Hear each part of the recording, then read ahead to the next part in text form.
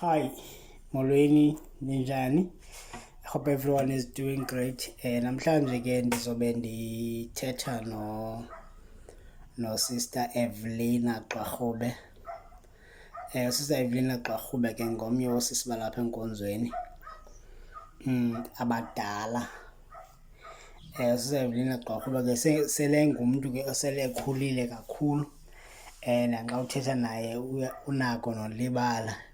Even xa uthetha naye nje uyalibala, but I felt in my heart to make this video ndincokole naye what we want to izinto endinqwenela uba ngaba sizikhavarishe.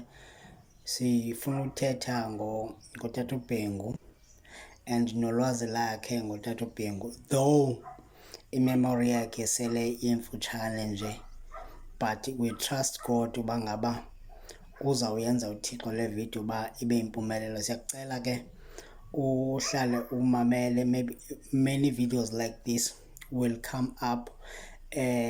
Please don't forget to like and subscribe. You can read details ngathi with description box. Thank you very much. I hope that you are going to enjoy this video of today. Ndiyabulela kakhulu, Masixole Ntila from One God TV Network. Enkosi kakhulu. Sicela ubulisa egameni lenkosi Yesu Kristu waseNazaretha. Lo uthethayo ke nguMasixole Ntila. Namhlanje sizoncokola no Sister Evelina Gqarhube. Uzasincokolela ke ngezinto ezininzi uThixo ahambe naye ngazo. Uba uSister Evelina ke selemdala kakhulu.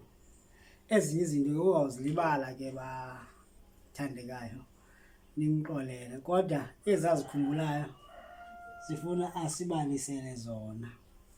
Akumbi ubomi bakhe kunye notata uBhengu. Siyarhalela uzazi ezinye izinto. Khawubulise phaa ekhamereni.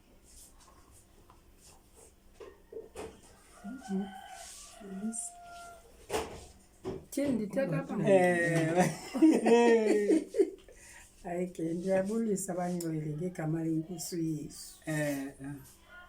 NguSister Evelina Gqarhube. Ndihlala apha eNdevana ke ngoku, kodwa apho ndandisuka khona kuseKatikati. Ndezapha ke. Ndathi ndakufumana uYesu ndaba nengqondo. Utata wayehlala ezifama. Ndabona uba mandifune indawo azawukhululeka utata akhonze kakuhle engaleqwa ngamabhulu efama. Ndathi ke ukuba mna ndandisebenza eMonti ndafumana le ndawo utata uMdlakobo. Ndathi ke ndakuyifumana le ndawo ndafowunele umnakwethu okwakusithiwa nguDisemba wasweleka ke. Ndathi ndifumene endaweni izawuhlala kakuhle notata iza naye kuba umama wayesesibelekile. Hayi ke weza kutata uDisemba wamakhela lendlu. Wayigqiba wazohlala apha nentsapho yakhe yonke. uDisemba ke wayengekabi nankosikazi ngelo xesha. Naye kwayifumana inkosikazi yakhe wahamba uhlala kwezakhe indawo. Ndashiyeka mna ndihlala notata ndiphangela. Simayele uYesu esindisayo. Ndonyulwa ke enkonzweni uDisi uba ndibe li-organizer, ndaba li-organizer. Xolo kancinci sisi. Akuqalwanga ama-organizer, akuqalanga izisebenzi na phambi koba kubekho ama-organizer? Hayi. Wama-organizer avele emva kunezisebenzi, niqale saba zizisebenzi. Mna ndiqale ndaba sisisebenzi. Ngamane ndinikwa indawo shumayele ndibuyele kutata kumfundisi wam ndicela iripoti mane ndibekwa phinde ndisuswa apho ndisiwe kwenye indawo. Ndayeka ke ngoku ukuphangela bandandingumntu ophangelayo evenkileni imoto. Ndayeka ukuphangela ndabona uba lo msebenzi umkhulu kunam, awuzowulunga le nto uthi ndidiniwe ndihambe ndiyoshumayela ebantwini baxelele ngoYesu. Into eyayinditshisa kakhulu nakukuba ndixelele intombi bukuthwani, intombi ithini ukuhamba ekhaya nasenkonzweni nasebahlalini ke intombi esindisiweyo. Bandandingengomama, zange ndibe nguye umama. Ndafumana uYesu ndathi nomo andiyigqithi, ufumene into yokugqibela. Uxolo ke sisi, waqala phi Ndaqala ukuyagawula ukuyagawula. inkosi ekubizayo? Ukuyagawula oku ndaqala ndisemdantsane, mane ndigawula ndiphinde ndibuye, mane ndonyulo ndibheke ngapha ndiphinde ndibuye ndibheke emsebenzini. Ndabuya ke ngoku ndabuyela ekhaya ke ngoku ndazohlala apha. Hayi ke ngoku ndazihamba iindawo, ndahamba iTranskei phantse ndithi ndaphantsi uyigqiba kuba ndawugqibela eMthatha eTranskei. Ndishumayela uYesu, intombi esindiswayo ithi yawufumana uYesu yakhe ikhaya. Eli khaya ndilakhe ke nomnakwethu owayemncinci yena kum ndimdala. Ngoku ke ubheka eKomani ingutata uNyanda phayana, Ndahamba wafika wathini phayana? ngafika eKomani ndashumayela uba xa ufika endaweni mhlawumbi kuthiwe amboshumayela kukota, uyaqonda. Xa ufika kulaa kota ke ngoku uzawushumayela phaa. Abantu bendawo bafuna uba sowuhlala noba yenye iveki, bafune izinto eziziphetheyo zikaThixo. Ndihambe ngolo hlobo ke ndaya eKomani, ndaya eBhayi, ndaya eKapa, ndaya eTranskei, eMthatha, eDutywa, kulaa ndawo kuthiwa kusenantsikeni kusentweni phaa ndilibele. Masibuyele eMonti ke sisi. Sabuya ke Kwenzeke ntoni phayana ukufika kaMfundisi uBhengu? ufika kwamfundisi ubhengu ngokuzondixelela le nto mani, ndinantsikile andisazazi ncwadi zam zimbi. Hayi, awuzotyhila ncwadi, sifuna nje Sendithethe incoko nje, imbali nje ezimfutshane uba kwenzeka ntoni kwathini. Esifuna ukwazi kwenzeka ntoni eMonti ufika kumfundisi uBhengu. Ufika kwamfundisi wayenelizwi athanda ukulithetha ke yangathi sisiqalo sakhe, athi buyelani kuThixo ngendlela eBhayibhile. Into yakhe yazaqala athethe yona, buyelani kuThixo ngendlela eBhayibhile, ngoba sizihambile singabantu bezicawe musonke, sihamba iicawe zethu, kodwa ingekho le nto ithi buyelani kuThixo. Sisitshilo sikamfundisi uBhengu sathi buyelani kuThixo ngendlela yeBhayibhile. Sayithatha ke nathi le nto yobuyela kuThixo. Mna ndandiyintombi yaseWesile ndinxityile, ndihamba ndingashumayeli ngoba iintombi zaseWesile azikhathalelwa kangako kule nto yoshumayela. Sithi abantu abanobizo ke ndafika kwaBhengu, ndathatha incwadi yam ebendibhala kuyo yaseWesile, ndathatha izinxibo zam zaseWesile, ndaphuma phandle ndiphuma enkonzweni yakwaBhengu ndimamkela uYesu. Ndaqonda ndiphithikeze izinto, ndaphuma phandle ndathatha iparafini ndagalela lezi nxibo zam. Ndawugqiba ndathatha imatshisi ndazisisa. Khandixelele tata, khange ndixelele mama, khange ndixelele makhulu, umakhulu esekhona. Ndahlala.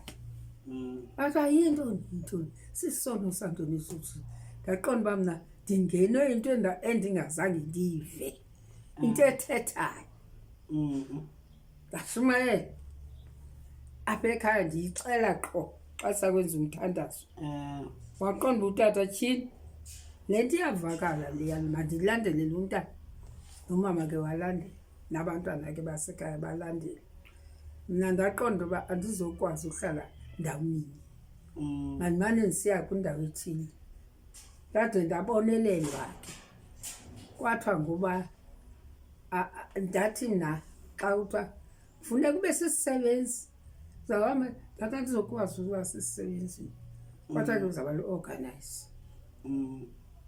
Xa sisalu-organizer kufana nesisebenzi.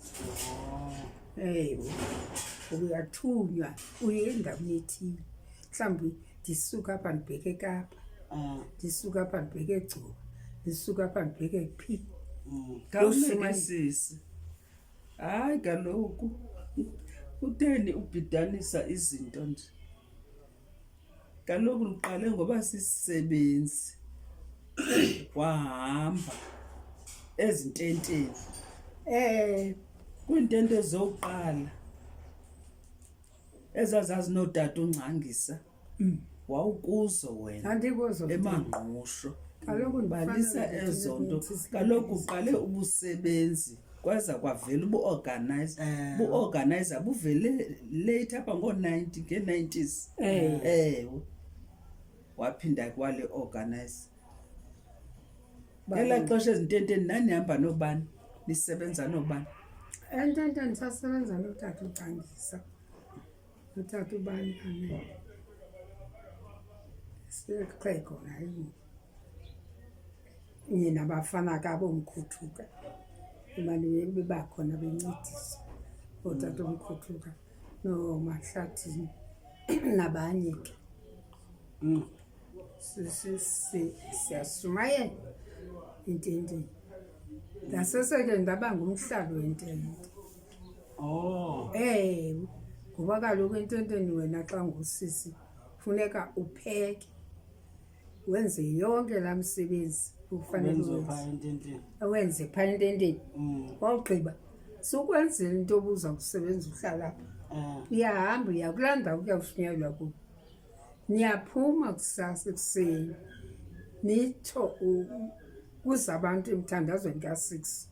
Uphuma kwalaa mthandazo ka-6 wena ke ungusisi nje funeka uvuke kusasa ulungiselele nje sapha i-breakfast yotata.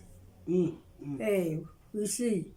Wawugqiba batye banabo siyabhini sibhekene ententeni, sibhekene ngexesha enantsini apha ehambeni ke. Mhlawumbi siye phaa kwelaa cala, mhlawumbi siye kweli lingapha.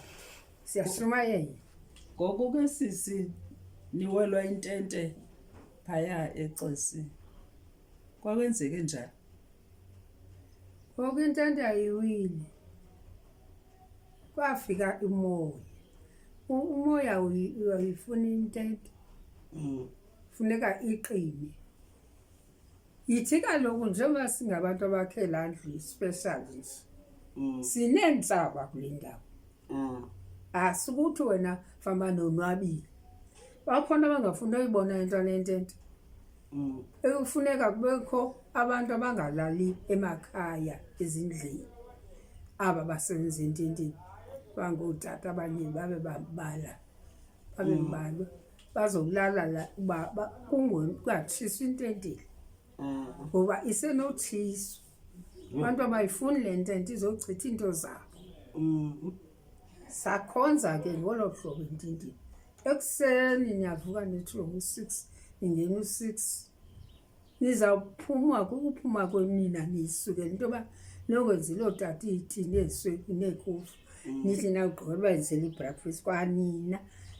Laa nto kufuneka uyikhawulezise ngendlela emangalisayo ngoba ugqiba kwabo ukuthi izani izithandazi abafuni usishiya ngasemva. Ngoku iwayo intente phaya yayinguwe nabani osisi. Osisi andim noNomathemba Msweli. Nomathemba Msweli amazi unamazi uvule iTranskei. Nosisi Nolwandle. Usisi wayengomkhulu ke kunathi. Yayinguye ke.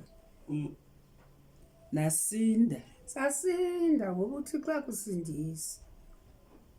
Ebhameli intente yawa. Yawa phofu. Yawa ningaphakathi. Hayi sasinda. Sasinda. Athi akuxenga nje bayibona kootata bayiqhele into.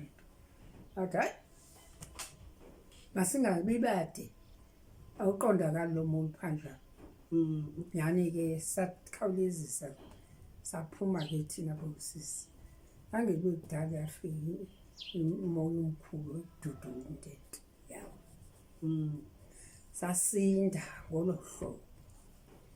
Ngo-76 uTata Mashicela wafika waqhuba njani edansa? Ake sabuyela ekhaya. Sasivela ke naseXesi nase Ngqushwa nale ntente. Ulincamile ke ikhaya xa wenzelo. Tu akho noma ukuthi ngeweekend ilibhisi. Phakathi evekini niyapheka nawugqiba nivuke kuseni nenzela abatata ukutya. Kwanakho mnokhithi apha. Nenzela abatata nisebenze.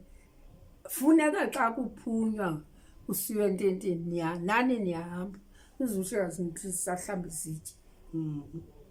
Kusetyenzwa nzima gqitha. Into enaba kuyiva ke nayo lento ba le nto ingaphakathi iyakuqhuba. Iyakutshisa. Babheka phambili. Emdantsane ngokufika imvuselelo kaTata Mashicela. Afika imvuselelo kaTata Mashicela. Umfundisi wapha yayingubani? Ayingubani? Tata uDidi. Yayingutata uDidi. Kaloku le nto indizodida abantu abasemva kancinci. Yayinguye ngelaa xesha likatata Mashicela ze kuqhambuke nemithandazo ke ngonje ke. Uvukela mithandazo. Uvukela mithandazo yindawo zonke umuntu ofunayo. Abathile babe nomthandazo kwindawo ethile. Yavuka imithandazo. Sivuka ekuseni. Njengoba sivuka ekuseni nje uba uvuke ungakhange uhlambe akuzokuncedakala ngoba umka impela endlini.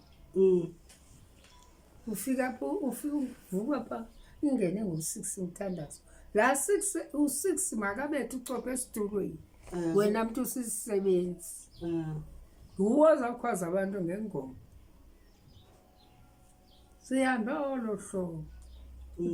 uTata Mashicela wangena uDodudo emdansa nawe walandela kaloku. Ndaya kaloku emdansane na. Nafu Uhamba noTata Mashicela. wasamandambe noTata Mashicela. Kwathini ke pha usahamba pha?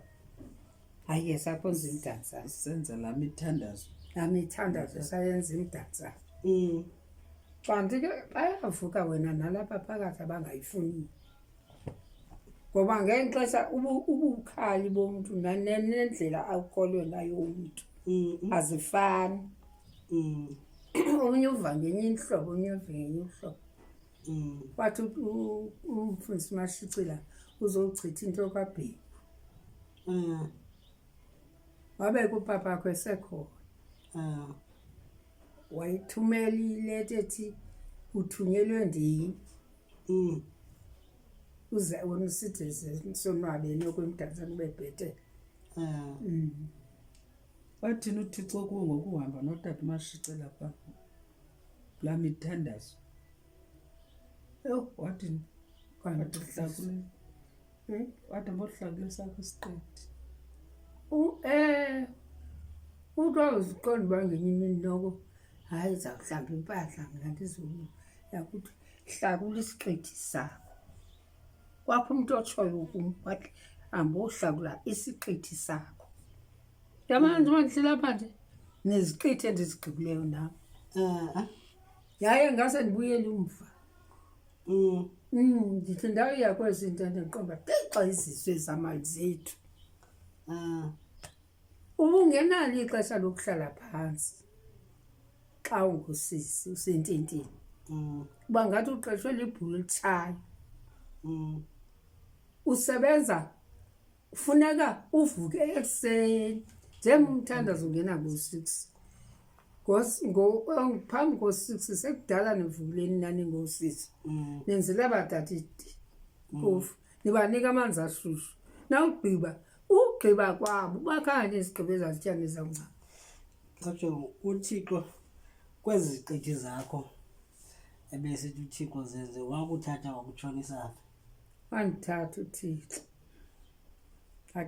ndageqeza kwezi qithi hlakula isiqithi sam ententeni.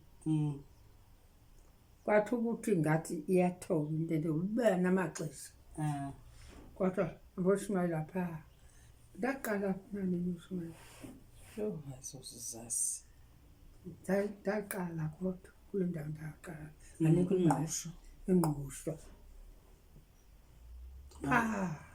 ingqushwa kanye kula ndawo zilibele ngo ndala ngalo awushumayela shumayelo yikotata abasindiswe phofu noko into ezininzi zabafundisi. Funeka ungazimiseli into abanje ngumntana okanye ndimntu obhinqileyo. Gqitha kwezinto zonke zabantu yiba ngumntu kaThixo. Le nto yenzayo uthunywe nguThixo and ke uzayibona ngento abantu bayayidla. Yabona abantu xa ushumayela bayakudla bayayidla le nto uthethayo. Uzababona xa bangadliyo. Uzabeva xa bangayifuniyo uba kaloku akukho apho ungekho tshaba. Lube khona utshaba lisivukele. Vukele ngabantu bezicawe kube nzima. Inantsika ke ngoku wena somkhulu igalelo likapapakho libe ngakanani apha kuni? Yo! Hayi kaloku libe likhulu kakhulu. UThixo ngupapakho ebethetha uqonda uba nawe ingathi ngokuthi usindisiwe kasindiswa njalo indlela uBhengu athetha ngayo. Ngoba kuzawuthi uphuma kwenkonzo le ngexesha kuthiwe mabashiyeke uthi izisebenzi bashiyeke. Yithi ke ngelaa xesha thina abantu bangoosisi sivuke ekuseni phambi ko-6 sizawulungiselela abatata simise amanzi bahlambe bathini. Khawutsho ke ngeli xesha athi upapakho izisebenzi mazishiyeke inkonzo ibe iphume asale nathi. Uyagalela baba. Uyanomeleza. Uyakukhuthaza. Uyaningxolisa. Indawo kufuneka uba aqonde uba le aniyenzanga kakuhle. Uyaningxolisa. Niyashiyashiyana ke ningabantu. Athathe kuthi papakho xa kubona uba noko wena soyiva le nto enye into iyakubona. Iyakuva ngeendlebe ezimoya. Akuthathe ngoba xa sisententeni asipheleli uchopha kulaa ntente esilindile abantu. Funeka ngenye imini siniye phaa eGugulethu. Niye ngapha eVelwane. Ubheke ngapha ayikangeni intente niyoqala ku-6. Ke ngoku wena upapakho wakuthatha wakusaphi? Ngoba beyomane abathatha abantu athi khawuye phaa. Wandithatha upapakho wandisa engqushwa akwasePhithi. Ndaya ePhithi ndafika kwesasizwe sasengqushwa belikhuni abantu bapha. Yho! Nootata banqindilile. Noomama neentombi zabo banqindilile banqindilile aba bantu. ufuneka ungabi intokazi ethanda ubuthongo futhi akulaliswa kumzi nje unefunela indlu nje wena uzawufunela ngoba ngoku sihamba sikhule xa kuba sikhulile ke kupapakho anohlule ulantente athi xa izawuhamba intente athi wena uzahamba uzawusebenza kule ndawo ithile wena uzawusebenza phaa wena uzawusebenza akuthi xa ithula intente kuba iyathanda ukuthula ngexesha ebusika ebesithi xa nikulomvuselelo benikuyo ngoku nibona kwakhe ngoku nibona kwakhe nawonazi kwakhe uba nithini awuthi ke ngoku siyayidiliza ke intente ngemini ethile iyaphuma iyatshintsha intente kukho ixesha ngexesha lasebusika ingathandi nye intente ngenxa yalaa mimoya ngelaa xesha aniziyawuhlala emakhaya nizawunikwa indawo njengoba beza aba bantu bezantente bebesententeni bebekuhlala kwiindawo ezahlukahlukeneyo bahlala apha abanye eGugulethu abanye bahlala emthonjeni abanye bahlala ngapha niyakwabiwa ngolo hlobo bekunini nangeli xesha ke ngoku uphaya eAlice eAlice zange kubekho uqala intente sayingekho intente ingekho esingusengekho ingekho kweliqala kwenye indawo inxesha yangapha kude singayi kube ngabayelapha bacala basebenza abheke eAlice ke kwathiwa manje eAlice afike eAlice abantu baseAlice abafuna kwenza mvuselelo ngolaa hlobo lentente baxakekile bona bayaphangela hayi ke ndohlala ke ngoku eAlice as umfundisi andizukugqadagqada zandigqibe yonke into endizawuyenza zawushumayela ngo-7 phume ngo-8 sihambe solala ekuseni ngosuku siyavuka siya nabakhoyo abanye ke ngamavili yanabakhoyo baseAlice sishumayele ngeshumayele phaa sibuye ephume inkonzo ndiyohlala endlini phinde siphume ngo-10 siye enkonzweni njalo ke imaka khawutsho ngeli xesha wena uthunywayo uba ngaba iya eAlice ibingupapa wakho lo bekuthuma uba ngaba iya kulaa cala okanye uyabona upapakho ebefuna uba yena qha uba ngaba yena ebekho ngoba njengoba begqiba ilizweni uba bekho yena uyatsho ngokwakhe athi iya kulaa ndawo xa engekho kukho utata bebandla bakhona ootata bazawuthi noko makhe sinike umntu batsho baseAlice bathi khe sinike umntu nathi sibe nomntu osishumayeza ngoba sibhutyana kwasedwa apha thina asinamntu uyabona hayi ke kwathiwa mawuye mna ke ngoku ndawuqala eAlice ngento ethi evakalayo ubufundisi uba ndime phambi kootata noomama neentombi zabo funeka ndiwenze ke yonke laa msebenzi ingeneyo endingayingeniyo inkonzo leya yootata hayi andizuyazi tyenziwa ngootata noomama hayi andizuyazi ndishumayela xa bedibene nabo so eli bandla laseAlice ufike eli bandla elingakanani abembalwa kakhulu bengootata mhlawumbi babe babini abebengekho bathathu bengangeni inkonzo ngelo xesha ke bangene ngenye imini bangangeni bangene isuku beluxabisile ke bona liyicawa xa kufika mna ke ngoku ndithunyelwe ngudisi kwafuneka ke ngoku ke mna ke ndingenze everyday ngoku ngo-7 siyangena inkonzo ngoba ngabaphangeli abaseAlice so uqale kanjalo laa msebenzi wapha uqale ngolo hlobo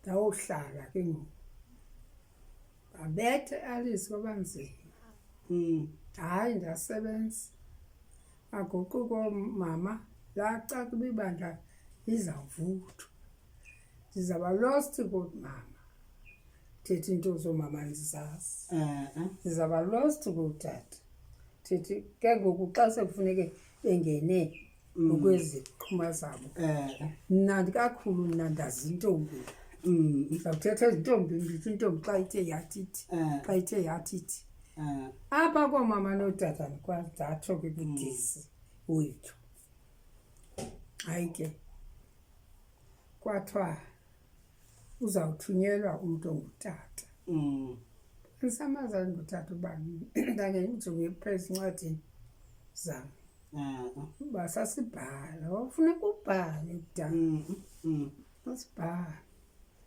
libandela ndinceda iAlice uba ndaqala kulo ushumayela ndaba ngosisisebenzi esihlala naba bantu ngo-10 siyangena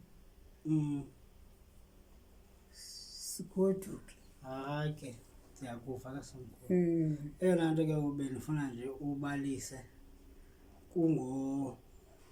izinto wena ozibonileyo hayi ozininzi kupapakho upapa azikho nto ndizibonileyo zakhe ndizikhangele futhi ezinye ke endizilibalayo uba ke kudala kwakubhalwa kudala upapakho wathi upatata umfundisa ubani wathi asibhala thina ezo nezo nje zivelayo nje uba ngaba uselapha zawukhangelela nokubonisa wathi ngemini ithile utata papakho wathi ngoba akakuniki bandla upapakho ndizawugqiba ngabe savela yena ngobe ehamba umhlaba wonke nje hlala athi xe uzowujonga uba awulahli bantu na akumoshi bantu na ngoba kaloku kuba khona le nto sikuphakame le iBhayibhile le yakudala le yakudala namagama wakho uneentoni zawo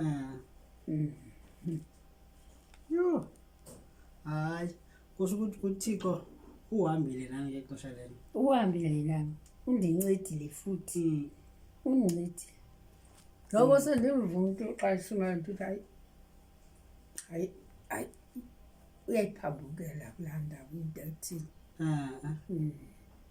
ndibe kulaa ngqondo uthi ke hayi ke mhlawumbi atyhilwa nganjalo kuyo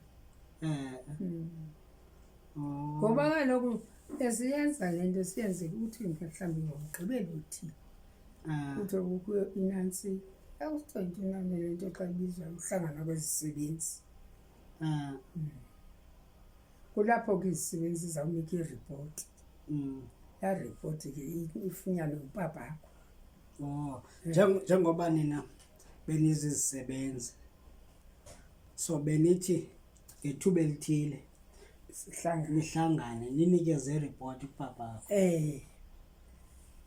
uba kakho ngabatata abakhulu azothatha iripoti umfundisi ubheki xa efikile emonti ayibone iripoti yabantu baseAlice basebenza kanjani ngobani isisebenzi kakhula ke ibandla ngoba sizobe ngakhulu baseAlice ngathi kakhulu ibandla bacabanga ngoku izinto zoomama nootata zingaphezu kwakho waqonda uba ngaba mabazofaka umntu umfundisi ngo hayi kwazi umfundisi usebhadleni kodwa ke ngoku kapapakho nina nangabefundisi bezindawo asingabefundisi asingabefundisi ngokwapapakho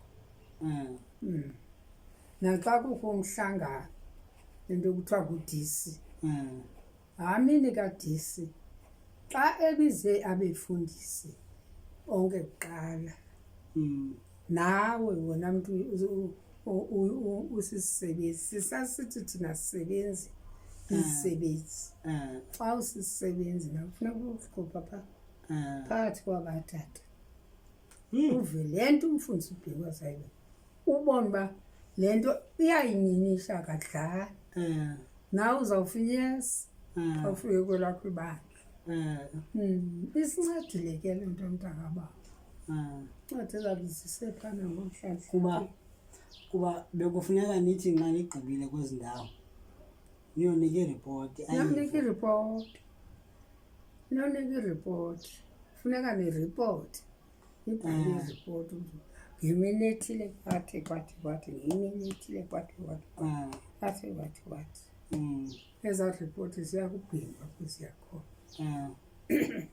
Xa ubonayo uba kukho ingozi ke kwezo ripoti, avuba hayi noko le inendawo elahlekileyo umntu obe isisebenzi sabe ndisithumela ulandana, uyabuya kubuphi eze phaya afune ke ngoku izisebenzi zonke nabefundisi bonke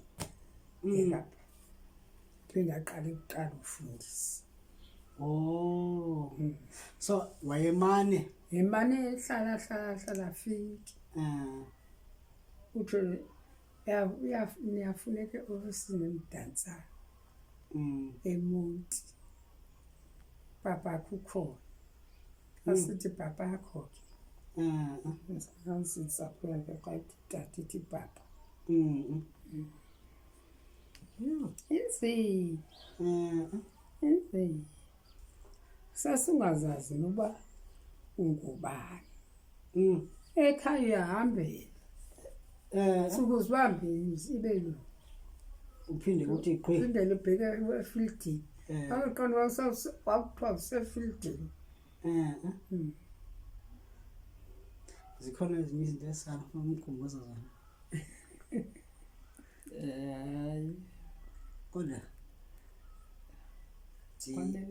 ndiyacinga uba kwanele ngoku.